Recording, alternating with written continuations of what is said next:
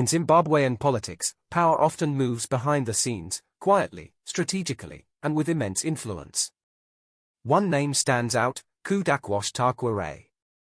A billionaire businessman and the head of Secunda Holdings, Tagwireyi has long been associated with President Emerson Mnangagwa's inner circle, and with the ruling party, Zanu-PF. But how deep does that support go? What exactly has Tagwireyi donated or provided to Zanu-PF since 2017? Kudakwashe Tagwireyi rose to prominence through energy, fuel, and agriculture sectors. His company, Secunda Holdings, was a major player in Zimbabwe's Command Agriculture Program, funded in part by the central bank.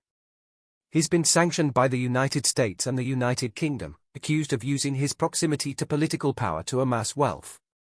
But Tagwireyi has also been a key benefactor of the ruling Zanu-PF party, sometimes openly, sometimes through more opaque channels. Let's explore his most well-documented acts of support.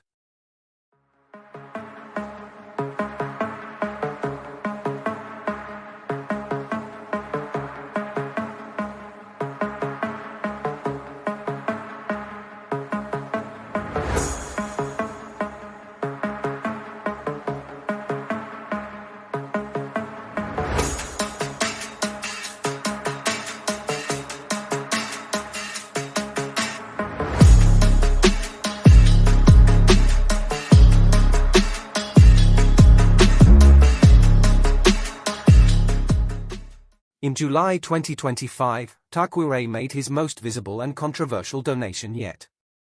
At a televised Zanu-PF Politburo meeting, Tagwireyi presented a plan to donate over 300 vehicles to senior party members. Each member of the Zanu-PF Central Committee was promised a Ford off-road SUV, while Politburo members would receive a Toyota VX300, a top-of-the-line, luxury vehicle. Reports suggest the total value of the donation ran into the tens of millions of US dollars. This sparked public criticism.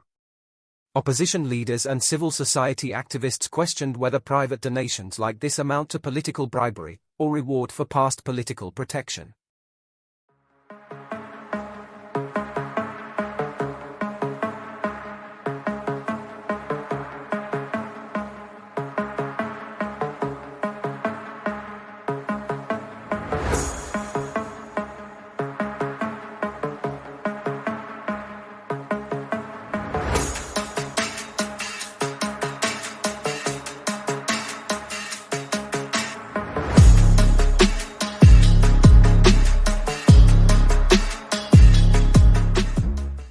In 2022, a court case revealed allegations of a $75 million offer from Tagwireyi to Zanu-PF.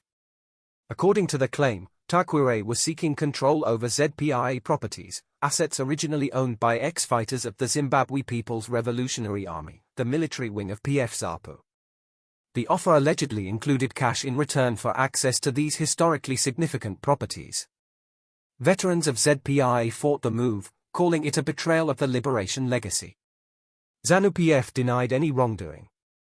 To this day, the transaction remains unconfirmed, but it raised serious questions about how state and party assets are negotiated behind closed doors. Tagwireyi's support for Zanu-PF hasn't just been financial. In March 2025, Zanu-PF's Harare province nominated him for a seat on the Central Committee, one of the most powerful structures in the party. The nomination was based on his consistent resource mobilization efforts. But in July 2025, the party's national executive declared him ineligible, citing internal rules. Still, his proximity to the highest levels of power remains evident. Why does this matter? Critics argue that such massive donations, especially the fleet of vehicles, blur the line between party politics and state influence. Some see Tagwireyi as the de facto banker of Zanu-PF. Others argue he's protecting business interests by ensuring access to those who write the rules. Either way, his role underscores the fusion of money, power, and politics in Zimbabwe. And he's not alone. Many ruling party-aligned business moguls in Africa operate in similar grey zones.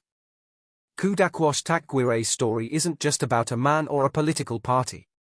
It's about the kind of democracy and accountability that Zimbabwe is building. In a country still recovering from economic collapse, these relationships matter. As 2028 elections approach, one question remains. How far will political loyalty go, and who really pays the price?